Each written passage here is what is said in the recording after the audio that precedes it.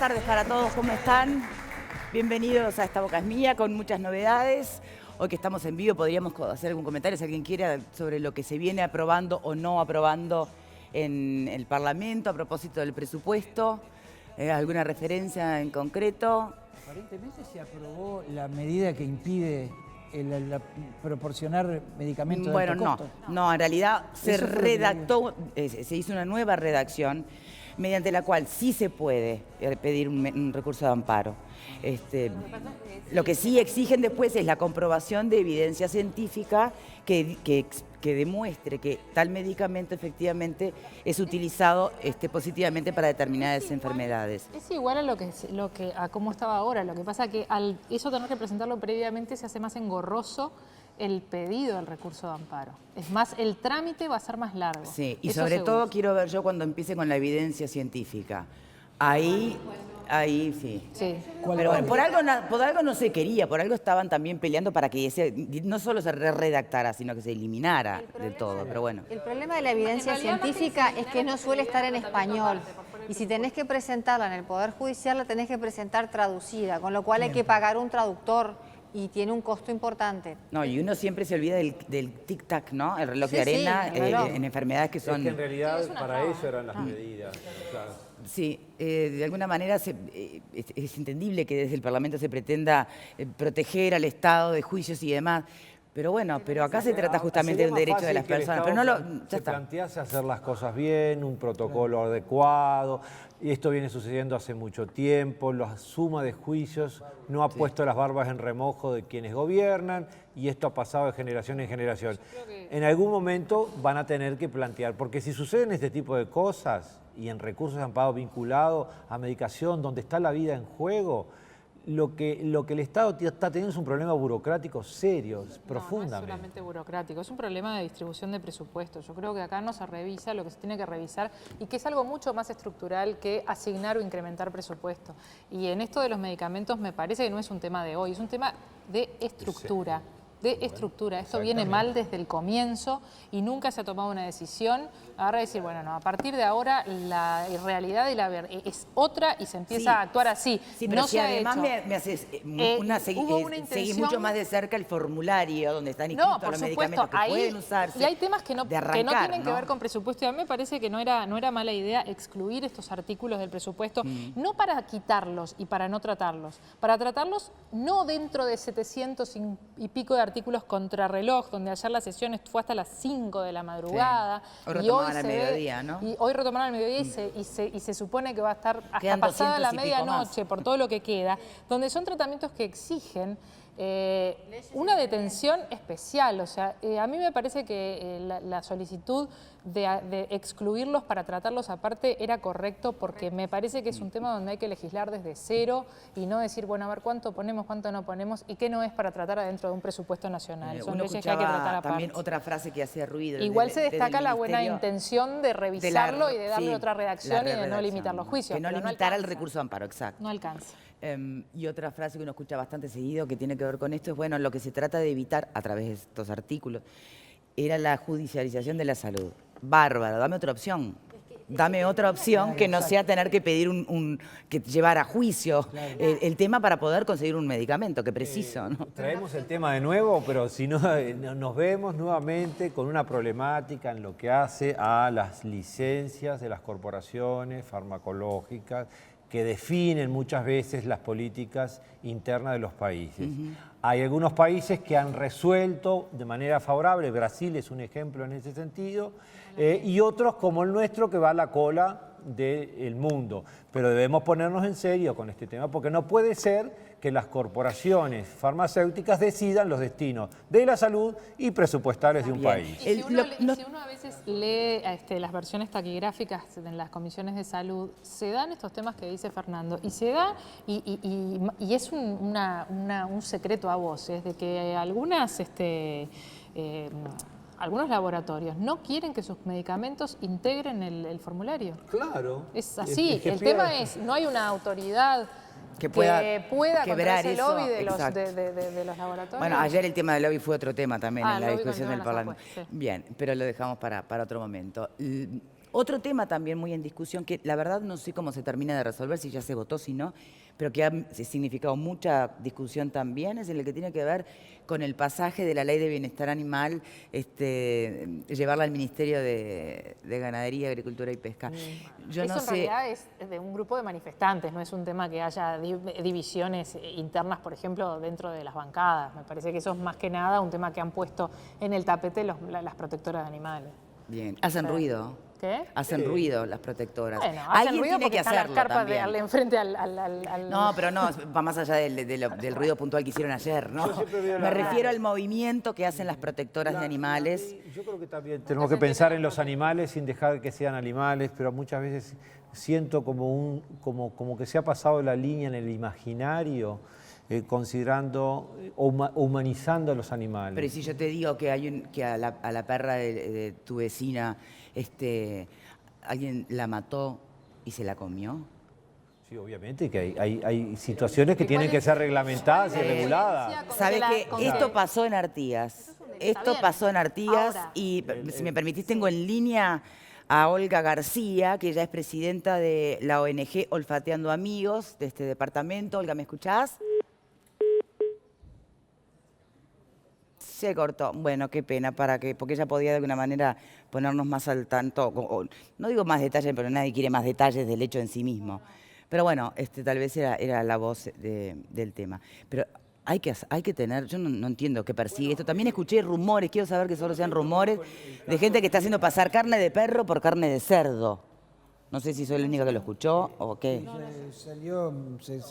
Se publicó esa noticia, sí, ese tipo de noticias que uno no profundiza porque ya se llega a un nivel de locura humana que no puedes creer, ¿no? Bien. Ese tipo de casos lo que te enfrentas a cuestionarte la salud o la... mental de las personas. De la mental de la persona que comete ese acto, porque la verdad que terrible. más allá de que hay un tema judicial que se podría llevar y discutir, creo que la salud mental de una persona que mata a un animal para comerse, un perro para comérselo, y el del vecino es otra cosa más, es como un tinte de venganza adicional. Me parece que va por ahí. Lo que me preocupa es el tema sanitario. O sea, realmente a mí me preocupa el tema sanitario, que haya los controles adecuados en los que venden alimentos como para que uno lo que coma esté dentro de los estándares. Eso que frente tiene al que estar. rumor Eso es lo de que te preocupa a pasen mí. carne de perro por carne de cerdo. Pero ¿no te preocupa el desquicio de que un vecino le mata a la perro al De otro? la violencia, o sea, si vamos es a hablar eso, de no, desquicio, si es contra el perro, Victoria, contra si vamos a eso hablar es la realmente de violencia. desquicio, yo creo que tenemos que tener una escala de horror, que nos horrorice un poco más la violencia doméstica. Bueno, a ver. Si vamos al caso, porque nos escandaliza muchas veces la situación. Hay una realidad y es que muchas personas en nuestro país y en el mundo nos escandaliza les horroriza bastante más la violencia hacia los animales que hacia las personas. Obvio. Es un tema de debate, sin duda. Sí. Acá priorizamos, creo que todos los días estamos teniendo temas que tienen que ver con las personas. Pero esto era una noticia que también ameritaba que la abordáramos. Yo la trascendencia, yo creo que los animales merecen vivir con nosotros y que nosotros no abusemos de ellos, porque de hecho están en inferioridad de condiciones, pero no los humanicemos tanto como que nos insensibilicen ante realidades humanas que realmente son crueles. Pero perdón, la agresión contra los animales es un índice de que eso se puede replicar contra otro humano en cualquier momento. Es una línea muy finita. O sea, Totalmente Lo que uno tiene que Bien. es un indicador que no se puede descuidar. Ojo, El caso de los adolescentes en el interior. Vamos a cambiar de tema porque, bueno, tal vez podamos abordar este tema en otro momento cuando Olga pueda comunicarse con nosotros otra vez o la producción con ella. Lo que sí, hablando de violencia, también cuidado con la violencia que todos ejercemos, porque a veces nosotros en realidad hemos quedado en llamar a Olga ayer y no pudimos por circunstancias de fuerza mayor. Y Olga se enojó muchísimo y escribió muchísimas agresiones en nuestro Facebook. O sea que tampoco da violencia por violencia. Bueno, yo no debería ni estarla llamando hoy si supiera lo que escribió. Pero como me importa más el tema que otra cosa, la estábamos llamando. Una lástima que no pudimos habernos comunicado. Dejamos este tema y vamos derecho al tema que nos convoca en el momento, ¿sí? Tobilleras, ¿querías hablar de violencia doméstica? Sí. ¿Querías hablar de violencia de género? Sí. Bien. Un tema directamente vinculado es la performance de las tobilleras electrónicas. Ya era hora de que llegara. Vamos con el archivo de Telemundo.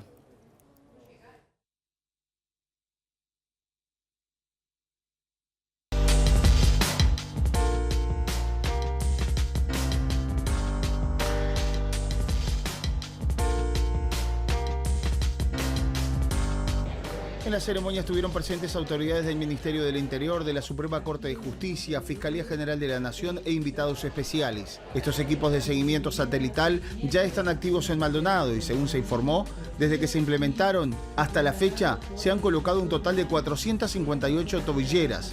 De ese total, 156 hoy están en uso. El mayor porcentaje de los casos desde el inicio se ha registrado en la capital del país con un 84%, es decir, 386 casos.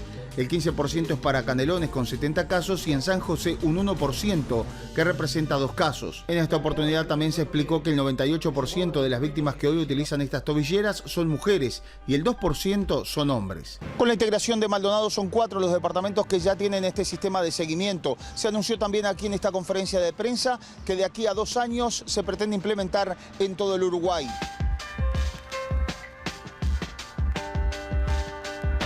Bonomi anunció medidas, dijo que a partir de ahora los traslados solo se van a realizar a los hospitales Maciel y Pasteur y que en breve se colocarán tobilleras a las personas privadas de libertad. También habló de la construcción de un centro asistencial penitenciario que está siendo construido en el Concar por parte de los propios reclusos.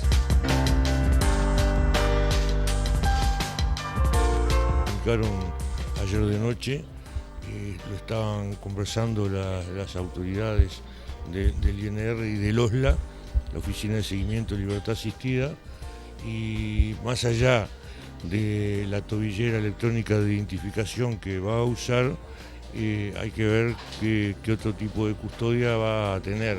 La prisión domiciliaria en general basta con eso que estoy diciendo. En este caso yo creo que algo más va a haber que hacer. ¿Va a tener custodia? ¿Esa es la idea que maneja usted, ministro? Vamos a verlo, tengo que conversar con las autoridades del INR. ¿Por qué es necesaria la custodia, ministro? ¿Qué cree usted que es necesaria? Bueno, yo creo que hay elementos de seguridad que no son solo la seguridad de que no se vaya, que no se va a ir, sino muchas veces también se necesita la protección de las personas que están detenidas en su domicilio. Se proporcionarán todos los medicamentos que estén en el formulario, o sea, vaya diferente. Bien. Estábamos discutiendo, cada uno discute lo que quiere. Estamos al aire, muchachos, sí, no es importante. No sé qué pasó, que no estuvo la alerta de venimos, entonces nos pescó a todos deliberando distintos temas. Vamos con la presentación de nuestros invitados. Nos acompaña Robert Parrado, licenciado en Seguridad Pública, amigo de la casa. Y Neri Guerra, integrante del colectivo Mujeres de Negro. Neri, muchas gracias por acompañarnos hoy. La noticia principal tenía que ver con que a Modio Pérez, en su prisión domiciliaria, le ponen las tobilleras electrónicas y que de hecho se estudia la posibilidad de trasladar la utilización de la tobillera a, bueno, libertades, salidas transitorias, ¿no? y a todo el que está puesto en prisión domiciliaria. Entonces, bueno, vamos primero por partes. Hagamos un análisis de, hasta el momento, quienes entienden del tema y son las personas vinculadas, y las personas vinculadas al escenario donde primero surgen las tobilleras, que es la violencia doméstica. Neri, ¿cómo vienen funcionando desde lo que está interiorizado tu colectivo? Bueno, desde nuestro colectivo pensamos que es altamente positivo la valoración que hacemos de la implementación de este sistema, ¿no?, de tobilleras electrónicas, porque consideremos que la mujer está en alto riesgo su vida, está viviendo en una situación de alto riesgo y bueno, por medio de este dispositivo que funciona mediante alertas, que está monitoreada, que es un sistema que la protege a la mujer. Pensemos, ¿verdad?, que antes vos tenías un dictamen del juez que dice no se puede acercar a 200 metros. Y ahí quedabas, ¿no? O sea, efectivamente, entre que la persona, pongo hombre, pero puede ser al revés, puede ser el caso de la violenta que sea la mujer, aunque proporcionalmente es al revés, ¿no? Mayormente. El agresor pasa por esa línea divisoria que se plantea y anda a buscar un teléfono, anda a llamar a alguien que te venga a ayudar, anda a ver cómo podés hacer. Sí, generalmente... Eso cambió. Claro, eso cambió, porque ahora está monitoreado, entonces cuando pasa ese espacio de protección o ese espacio de restricción que pone el juez, empieza... ¿A quién le suena la primera alarma? Y le suena a la mujer porque que está cerca, por lo menos, que está acercándose a la línea de restricción. O sea, la persona, la víctima, tiene que tener su sí, digamos, tiene un rastreador. Y el agresor también tiene un rastreador. Entonces también se comunican con él para alertarle que tiene que salir de la zona esa de restricción, ¿verdad? Ahí está. Y bueno, si no sale o no se aleja, ahí ya hay otro procedimiento policial. Bien, en tu experiencia como mecanismo justamente de persuasión o que inhibe de alguna manera, protege, ¿cómo funciona? Yo creo que que el uso de la tecnología, y más en estos tiempos, Sí. que rápidamente vamos evolucionando, es muy buena en la medida que puede evitar una muerte o la afectación de la integridad física, así sea de una persona, es valioso. Claro. Como sistema, yo creo que es perfectible, se está en eso y se están viendo, algunas dificultades, pero tiene ventajas y desventajas, ¿no? Pensándolo técnicamente, más que nada, lo que tiene que ver con la atención del fenómeno de la violencia, ¿no? Porque vos te encontrás con la alerta, el Ministerio del Interior recibe que se incumplió con esa medida y se acerca más de lo debido. ¿Inmediatamente sale algún patrullero? No, se llama a la persona, se la pone en alerta, se le dice que se afectó ese límite. Imaginen una persona que está viviendo esa situación de violencia, queda en una alerta extrema y evoca automáticamente todo lo que vivió. Hay un dispositivo donde también se comunica el 911 tiene y la va oportunidad, la policía. Bien, pero tiene la Eso está oportunidad, bueno. digamos, una vez que le suena y le ponen en alerta, de correr para algún lado. Antes ni siquiera, te enterabas cuando la tenías en la nuca. La orientan, entonces eso es una ventaja. Lo que sí hay que pulir es toda la estructura, desde el operador que llama, que tiene que tener una altísima capacitación, a los que responden a ese evento, que tienen que tener a su vez una alta capacitación. ¿Qué pasa si, por ejemplo, coincidís en un cine? Sí, lo hablábamos cuando estábamos en la previa del ingreso al programa, que yo decía que esa es una de las habilidades que tiene. Imaginen que van al cine, al Sodre, se apagan celulares, después están en consulta y de repente te empiezan a llamar y no estás, y automáticamente se genera todo el despliegue. Y puede pasar que estés a 20 asientos todo el despliegue, de tu... Sí. ¿Qué es todo el despliegue? Y el despliegue es que el 911 tiene que disponer de una respuesta operativa donde tiene que acercarse a la vivienda o donde esté la persona para generarle seguridades hasta que se resuelve lo que pasó, que puede ser una alerta falso, porque de repente iba en un ómnibus, pasó en un taxi. Pero y en el caso del cine, que aparece el patrullero en la puerta del cine. Por eso nos cuestionábamos qué se haría, porque realmente es complejo. Y si pasó, yo creo que debería actuarse, pero hay que pulir, porque es un... No, eso ni que hablar, que todas estas cosas son absolutamente perfectibles y con la experiencia se van encontrando las partes que no funcionan, las que funcionan peor y se deberían ir Porque te imaginas que harían prender luces y decir corten y usted vaya a hacer, usted vaya a hacer. ¿Vos te parece que está mal? No, cuando se en trata en el caso de que efectivamente sea en el cine donde una persona que no se puede acercar a otra se acerque. Y no, yo, pero no es que, yo pero creo no hay que prefiero voluntad que de venga el acercarse. 911. Claro, Bueno, pero ocasionalmente menos, estoy ahí. Está bien, pero estás por el lado de la seguridad. O sea, Lo que estás pasa del es que lado de ahí, la como seguridad. estás protegiendo la vida y la integridad física, yo creo que toda medida que se tome, siempre hay que tomarla saludablemente, así haya, entre comillas, un exceso o parezca un exceso en la actuación. Yo lo haría. Yo lo haría también. Yo también lo haría porque el problema es que hay, o sea, no son dos campesinos que van a disfrutar de una puesta de sol.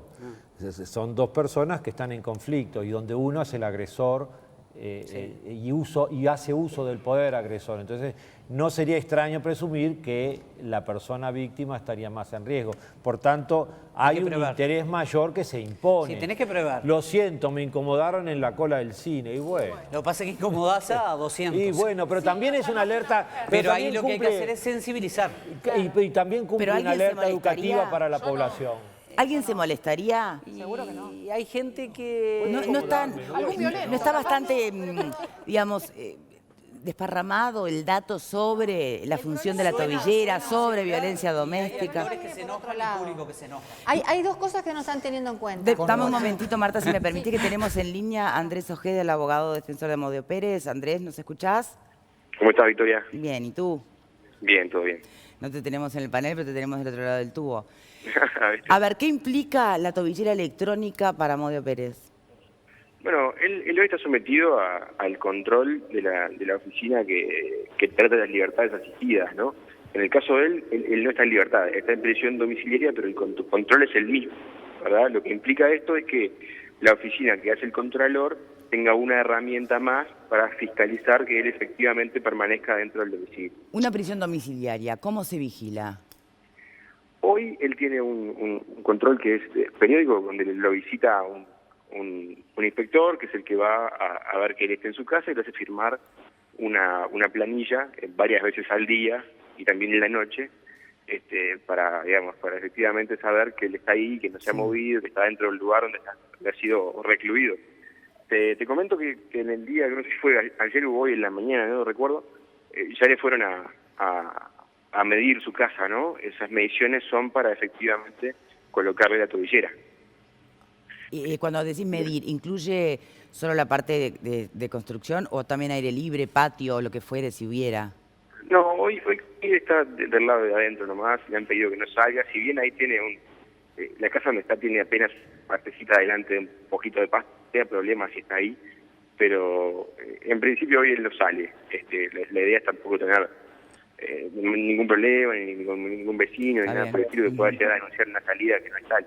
Ustedes recordarán que este formato de control que se hace de ir a visitar a la gente para saber si está en su casa efectivamente en prisión domiciliaria, ha tenido algunos casos más paradigmáticos. Hace un tiempito hubo, ¿recuerdan? Unos futbolistas que fueron recluidos en su casa y fueron a ver a uno y no estaba, dijo que estaba durmiendo.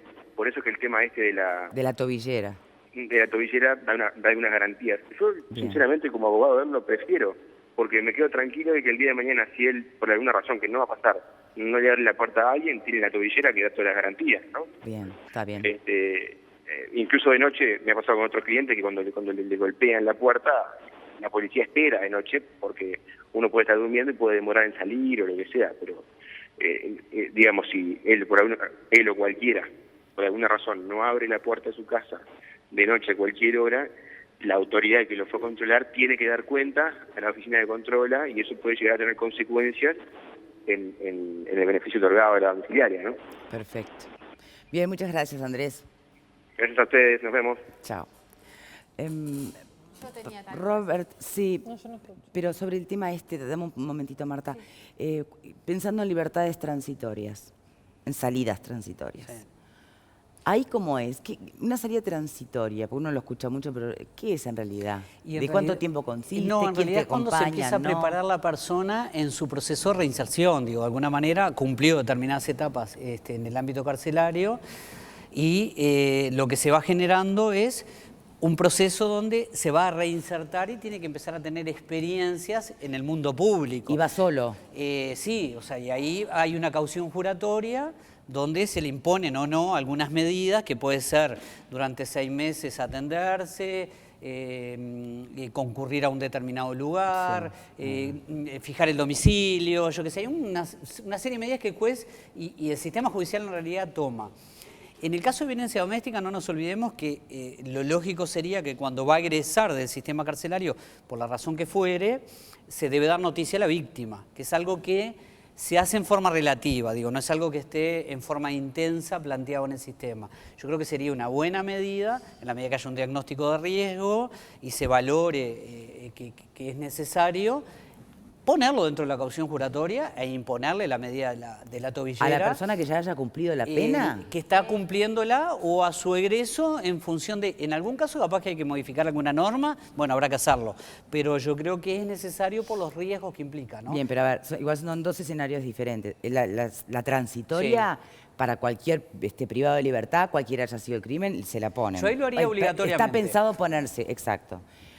Pero ahora tú estás planteando otro escenario y es, una vez que una persona es procesada con prisión, sentenciada y cumple su pena por violencia doméstica, que hay que separarlo porque es un escenario bien distinto a la estructura del delito, ¿no?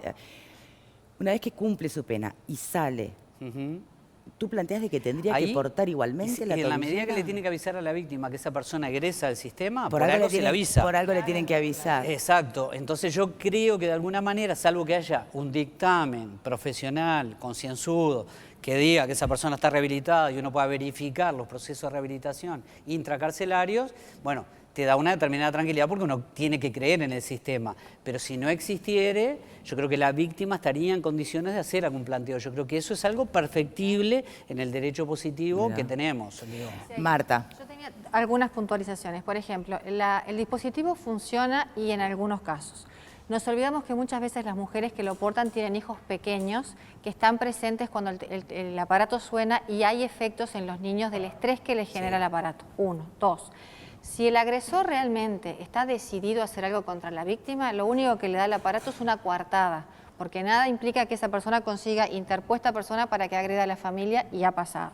Y tercero, muchas veces, si se la quiere sacar, se la saca y en vez de ir automáticamente a buscarlo, lo llaman por teléfono. Señor, estamos teniendo problema con la transmisión de su pulsera. ¿Podría pasar por la seccional? Ese caso ya pasó acá en Uruguay. Entonces, creo que lo que tendrían que hacer más concienzuda es la evaluación de riesgo. ¿Está buena la pulsera? Sí, está buena. ¿Sirve en algunos casos? Sirve. Pero evaluemos qué casos. Porque hay gente que con la pulsera de repente la respeta, pero automáticamente está diciendo...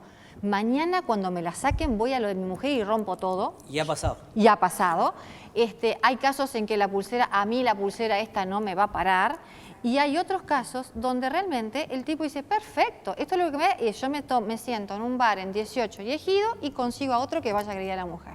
Y muchas veces la atención que se da en el marco del MIDES o de los organismos que están en esto, alcanzan a la mujer hasta por ahí nomás, pero se olvidan de los niños que están en el medio y que son los que escuchan y recepcionan el ruido del aparatito y el nerviosismo de la madre o la policía golpeando la puerta. Señora, mire que cayó el sistema, venimos a ver que esté todo bien. Eso es muy difícil.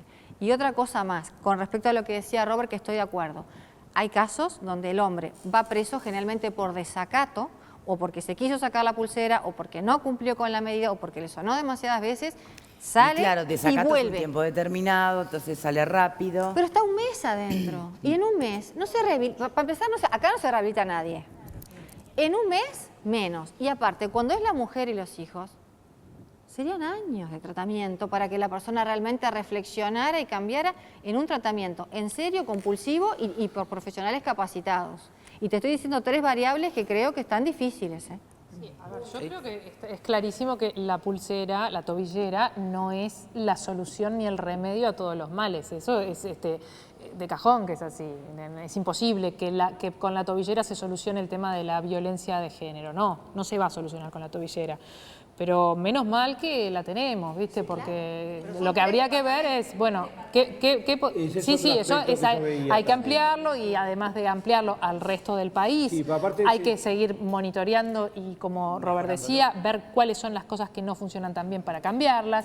Me parece que lo que Robert decía es que una vez que la persona recupera su libertad, el monitoreo y el diagnóstico creo que no se debería hacer antes de cuando todavía está privado de libertad, sino que se debería hacer después de que ya esté un tiempo en libertad ese diagnóstico, a ver si hubo un cambio en esa persona y seguirla monitoreando siempre, porque hemos escuchado hasta el cansancio que los agresores van a seguir siendo siempre agresores. Entonces, no los podremos monitorear tal vez con una tobillera de por vida, pero sí sabemos que ahí hay un potencial agresor y eso lo tiene que tener en cuenta toda la sociedad. Entonces, ahí entran otras cuestiones a jugar y que es, bueno, como sociedad, el Estado, ¿cómo va a ser para sensibilizarnos a todos más allá del uso de la tobillera en los casos necesarios? Bueno, ahí creo que hay que incorporar un montón de otras políticas vinculadas a esto y aplaudir de que por lo menos empezamos con la tobillera. Ahora, ¿con qué seguimos? Reclamar con qué seguimos. Yo hago acuerdo en prácticamente en lo técnico que planteaste. El único punto que veo ahora, en este momento, es los departamentos con alto riesgo no son precisamente lo que están cubiertos en este momento. 33, que tiene un altísimo índice de violencia doméstica constatada, no está dentro del plan progresivo. Y en relación a Montevideo es bastante importante en estadísticas las diferencias significativas hacia la vulnerabilidad de las mujeres en 33. Eso por un lado. Por otro lado, también tenemos que considerar es que nosotros no podemos darle al sistema todo el poder de que resuelva todo. Yo creo que esto si no va acompañado de campañas de educación masiva, no funciona. La tobillera en el cine podría ser bien interesante si es utilizado como una herramienta educativa e inclusive como una herramienta inhibitoria, no tanto de desacreditación, sino inhibitoria. Alguien estamos alerta, porque el gran tema de todo esto que muchas veces el comportamiento social es casi de una actitud balconeadora de la realidad. Me escandaliza la realidad de mi vecina que está siendo golpeada, pero no muevo un dedo para hacer algo en favor de esos derechos. Y este problema, o sea, ¿cuánto hace que vienen las mujeres de negro trabajando y todas las organizaciones antes que mujeres de negro que han estado peleando una y otra vez por esta realidad, para que se hiciera visible? ¿Cuánto nos llevó a los uruguayos visibilizar el tema de la violencia, sacarlo del ámbito del ropero, de la intimidad y ponerlo en el ámbito público? No es un problema privado la violencia doméstica, es un problema público, donde de alguna manera en cada mujer que es vulnerable o es violentada, es toda la sociedad violentada. Y en cada agresor también la sociedad es agresora. Sí, ahora, también ha pasado mucho, me parece que tal vez una falla que podemos haber tenido, lo pongo a planteo de ustedes, a ver qué les parece, una vez que se empieza con la toma de conciencia de que es una cuestión que nos corresponde a todos, que ya no tiene que estar adentro de tu casa, que al contrario, que hay que denunciar, esa gran primera alerta no encontró del otro lado un sistema de contención lo suficientemente armado, como que en algún momento se hizo agua, ¿no? No sé si existe en alguna parte del mundo algo tan armado como para que realmente los números hagan una diferencia en las estadísticas. No lo sé. Sé que en nuestro país, bueno, por los testimonios de mujeres, muchas cosas hacían agua, ¿no? Tanto en los países nórdicos como en Estados Unidos hay un protocolo de funcionamiento que es, tú llamas a un número y te tienen ya mentalizado que vos tengas una valija con todos tus documentos y la ropa y te sacan a ti y a tus hijos de tu casa y te llevan a unos refugios donde te van a buscar a tu casa y quedas allí hasta que se dilucide la situación judicial y el agresor queda prohibido de comunicarse con la mujer y con los niños porque se entiende que ese señor no es un modelo deseable para sus hijos. Hoy por hoy en Uruguay la medida cautelar te puede alcanzar a ti como mujer, pero si él no golpeó a los hijos, él tiene derecho a ver a los hijos y empieza que lo lleve el tío, que lo lleve el abuelo, porque el pobre señor no va a quedar lejos de sus hijos. Y eso complica la situación, porque aunque vos como madre no le digas a tu hijo, mirá que tu padre no sé qué, el padre, no, fíjate que pobre papá que tiene que verte en estas condiciones. Mirá que eso también influye y hace que el modelo se siga replicando. Entonces, la forma que funcione y funcione de veras es eso, es sacar a la mujer que está realmente siendo victimizada. ¿Pero y después con que los niños, el Estado les da una vida nueva? No, no es que les dé una vida nueva, lo saca de allí hasta que les da una primera contención, hasta que se dilucida la situación del señor según la gravedad, que termine preso o no, y se lo excluye y se lo condiciona. Una cosa, Marta, ¿y qué pasa con la mujer cuando tiene que ir a trabajar, por ejemplo? ¿Quién la protege? En ese caso, en esos casos. No, la mujer no trabaja. El Estado le da una subvención. No, el Estado la protege. Bueno, pero ahí me parece que hay una falla que es un horror. O sea, yo quiero trabajar. No, pero son 6 meses. Que el Estado. El problema es que muchas veces cuando vos estás en vida de riesgo. No, pero estamos hablando del momento crítico, ¿no? Estás en un momento crítico, Leonora. Son 6 meses. Un elemento, Victoria, si Son me 6 permitís. meses. En la última... Pero entonces si tú quieres ir a trabajar no estás tan en peligro, o sea, porque si vas caminando al trabajo o como sea... Estoy en peligro, ¿cómo buscar un mecanismo de protección para que esa mujer vaya a su trabajo y que se la proteja? Eso es lo que estoy diciendo. Entiendo lo que diga, una forma para que en realidad no seas tú la que tiene que paralizar su vida. Claro, que no te paralicen 6 meses. Pero bueno, esto que planteás son de urgencia, exacto. Y aparte también hay una cosa que quiero complementar, es un trabajo que se hace entre el gobierno y la sociedad civil organizada. Muchos de los refugios están llevados adelante por organizaciones civiles que trabajan en conjunto con el Estado. No es una responsabilidad del Estado en esa concepción paternalista que todo lo protege, sino es en combinación. Y creo que eso está muy bueno también. Cuando hay una situación crítica, claro que hay que sacar del entorno porque está el meollo ahí. ¿Cómo reinsertamos a esa persona? Muchas han sido ya prácticamente excluidas de sus trabajos por la misma patología, por el mismo ejercicio violento del agresor, ¿no? Las van cercando y las van aislando. Ya ni trabajan, claro. Obviamente. No les permiten ni trabajar. Es más, hay que hacer todo un trabajo para reinsertarlas y volverlas a... Lo que me preocupa es la falta de eficiencia y de planificación del Estado en uno de los temas que es uno de los más graves de la sociedad uruguaya. Sí. O sea, yo recuerdo que en la última campaña electoral municipal, un candidato opositor propuso que se utilizaran bienes municipales para albergar a las mujeres víctimas de violencia doméstica. Automáticamente el oficialismo dijo que eso ya existía. Y a los 3 días salieron las organizaciones preocupadas por este tema a decir que en realidad no existía lo suficiente, que realmente se necesitaba. Entonces, mi pregunta es, ¿qué estamos haciendo? ¿Dónde están las campañas masivas de concientización para que la gente tenga una actitud activa, para que la gente denuncie cuando al vecino, a la vecina le está pasando esto? O sea, ¿dónde están? O sea, ¿por qué hay tanta publicidad de estupideces que paga el Estado y no hay publicidad de esto que es lo que realmente importa para nuestra sociedad? Neri, para que haya una denuncia, efectivamente lo que tiene que haber atrás es la garantía para quien denuncia y para el entorno. En ese sentido, ¿se ha avanzado? En realidad que cuando se va a hacer la denuncia, muchas veces la mujer queda en un estado vulnerable porque no hay un apoyo, ¿verdad? Después de que hace la denuncia, tiene que volver a su casa. A veces no cuenta con nadie que la apoye porque muchas veces ni la familia la apoya, a veces la dejan de lado por esa misma situación de violencia. O sea, ¿te imaginas que ella queda realmente en indefensión? Claro, en indefensión total. O sea, con sus hijos también, que no sabe si tiene al otro día para darle de comer, porque no cuenta con nada. Porque... Pero a ver, este país nos está llenando la boca con el tema de la lucha contra la violencia doméstica hace ya más de 3 años, 4 años. Las muertes siguen, ¿no? Sí, pero no entiendo. las muertes siguen, fíjate que bien, no, pero la pregunta no va por ese lado. La pregunta es, ya sé que las muertes siguen, ¿prevenibles, evitables? ¿Se avanzó o sigue siendo un discurso? Es lo que no termino de entender. Yo creo que se avanzó porque desde el delito de violencia doméstica, la ley de violencia doméstica, ha habido procesos y mucha gente comprometida, sin duda. Que se trabajó en esto, se trabajó. Lo que está faltando es la mirada integral. Digo, te pongo ejemplos. No puede pasar que en una empresa de seguridad esté trabajando una persona con una tobillera.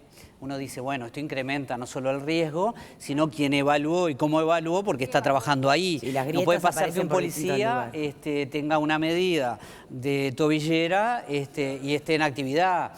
Entonces uno dice, bueno, eso, claro, es una mirada que es mucho más integral, que implica que quien evalúa donde sea, piense con cabeza más abarcativa.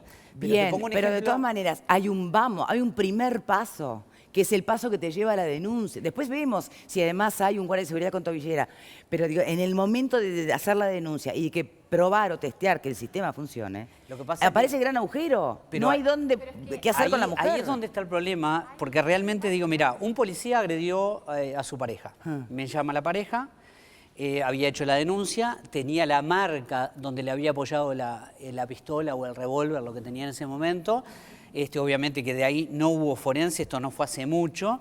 Claro, uno que piensa, porque estuvo en la estructura, es una llamada. El jerarca de la oficina especializada, el jerarca de donde trabaja ese policía, mirá, le di cuenta al juez, retenémelo, lo voy a buscar. Claro, 5 días después, golpean la casa para ir a buscar al agresor. O sea, ahí tenemos un problema.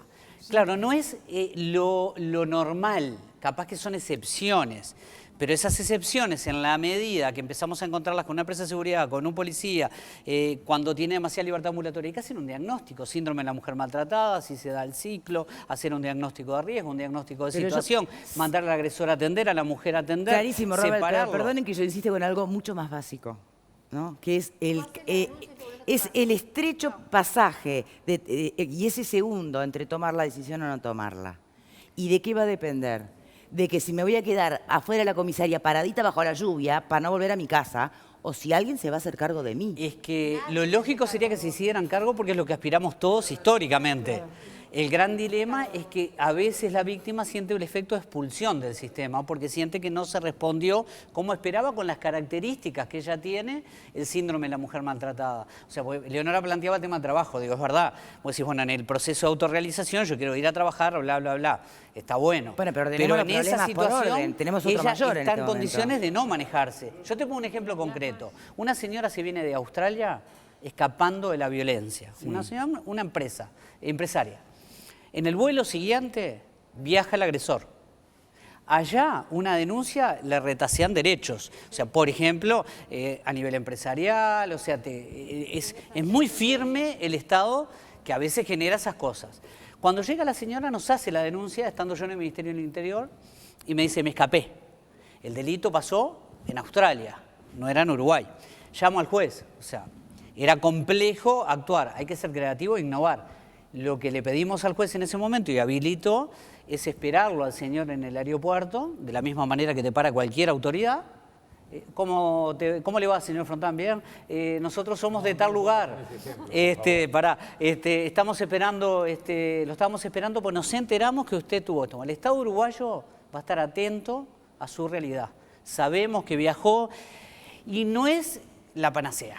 Hiciste algo más de lo que habitualmente se hace. Entonces vos sentías que estabas colaborando con algo más allá del apoyo a la señora y al señor en el sentido de usted puede ir a atenderse acá, usted puede ir a atenderse allá y si pasa en Uruguay, las normas son estas. Es como que tener un librillo cuando sos turista y es te decirte, llega. mira que te estamos mirando. Exacto. Es eso. Sabemos entonces, que estás, te acá estamos falta mirando. eso todavía. Robert, si será grave, que la invitada nos lo confirmará, la mayor cantidad de casos de mujeres víctimas mortales de violencia de género habían hecho las denuncias antes. O sea, esto es increíble. ¿Esto es así o no es así? ¿Cuánto puede demorar, por ejemplo, entre que se haga una denuncia en la comisaría y la justicia aplique una medida cautelar? La medida es inmediata. ¿Es inmediata? A ver, sí. Vos haces la denuncia y automáticamente le dan la medida cautelar de la prohibición de comunicación y acercamiento 60, 90, 120 días, 200, 500, 600 metros, según lo que vos Y denunciás. se hace telefónicamente. Se hace telefónicamente. Ahora, ¿qué es lo que pasa?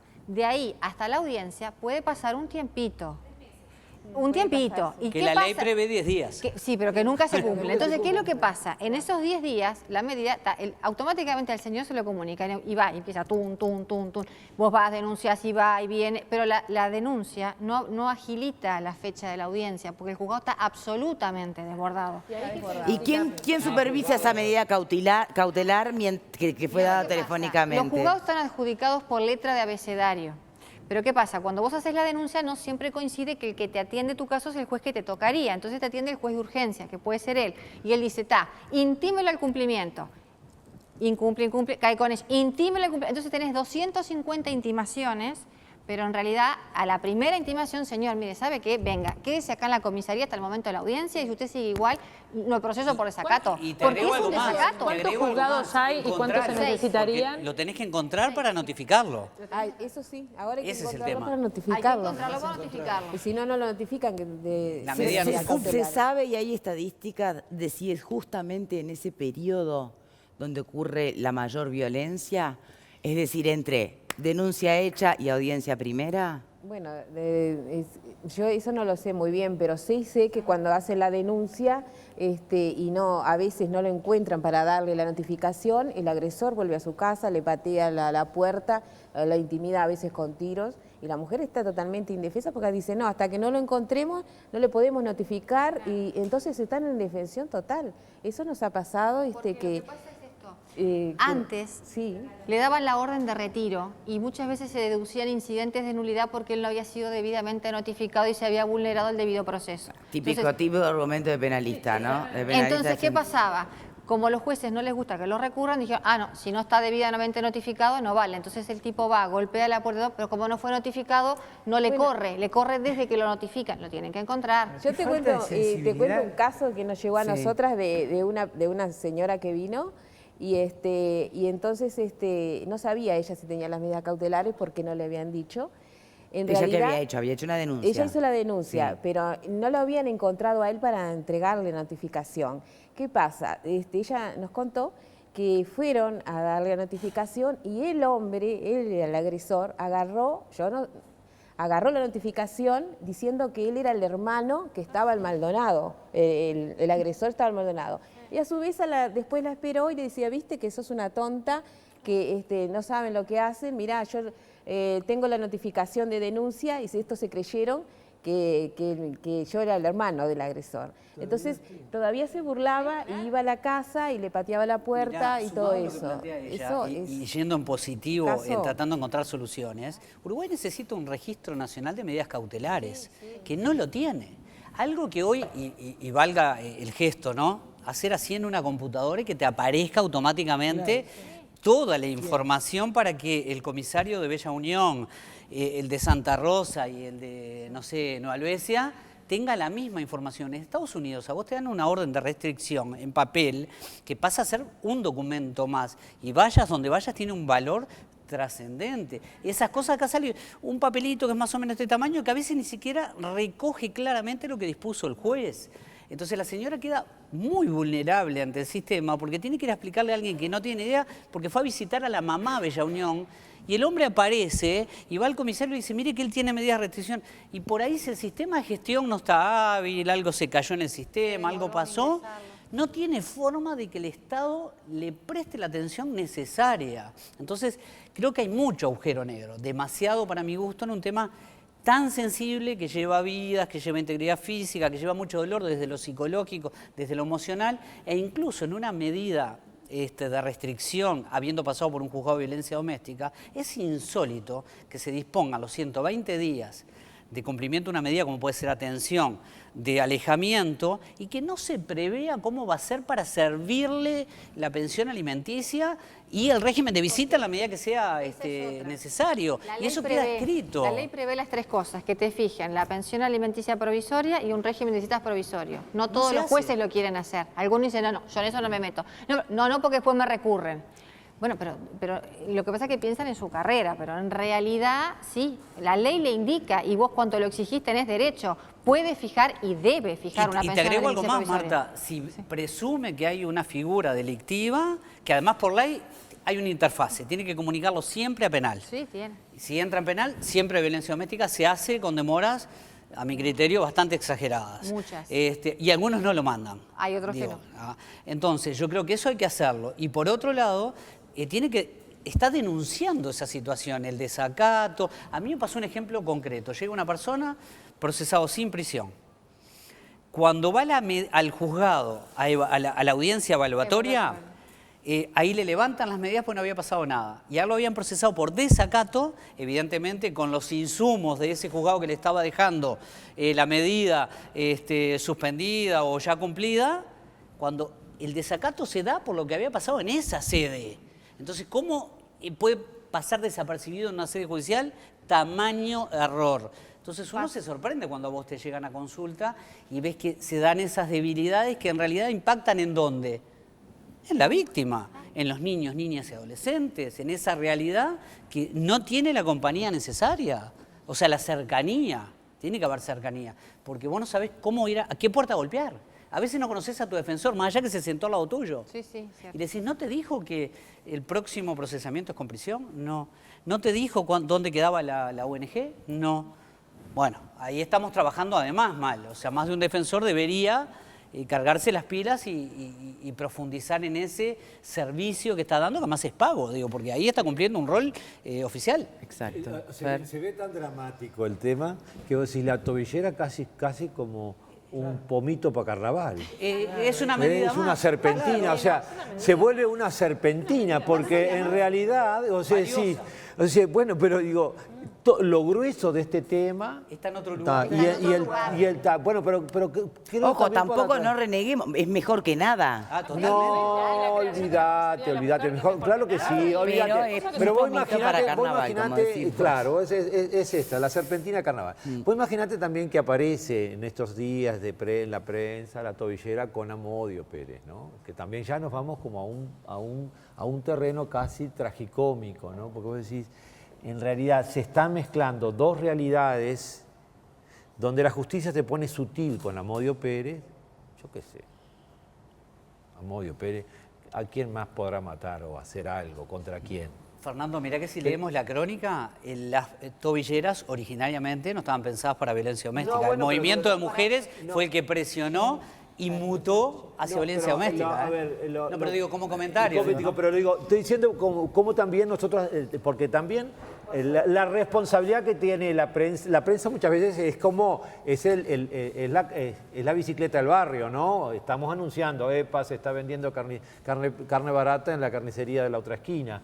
Y en realidad, el gran tema grueso, me parece que el acento importante, y ojalá que podamos transmitirlos desde este programa, hay un problema grueso que el Estado no está respondiendo y que la sociedad civil debe responder. Debe responder. Vamos a hacer la primera pausa. Debemos responder. Cada uno debemos responder, porque de alguna manera no podemos pedirle al Estado, ¿viste?, como provéeme de todo. No porque no es un boliche de campaña, ¿viste?, que tiene desde galleta hasta... Bien, pero es tanto pedir que si vos haces la denuncia de que sentís que te pueden matar en tu propia casa, alguien se haga cargo de vos. Hacemos la primera pausa y ya venimos. Vero, buenas tardes. Buenas tardes para ti, Victoria, y para todos. La pregunta de hoy con respecto a la prisión domiciliaria es: ¿crees que las tobilleras pueden ser efectivas? Y nos podés contar enviando un SMS al 1212 con la palabra Boca 1 por la opción sí y Boca 2 por la opción no. También podés enviar tus comentarios a través de nuestro mail a estabocasmia@tele12.com, a nuestro Twitter @estabocasmia12 o a nuestro Facebook Esta Boca es Mía 12. Estamos esperando también tus comentarios para poder leerlos en la pantalla. Para eso tenés que enviar un mensaje de texto con la palabra Boca, dejás un espacio, nos comentás y lo mandás al 1212. Bien. Algunos bemoles de la tobillera lo podemos analizar a la vuelta de esta pausa. Ya venimos,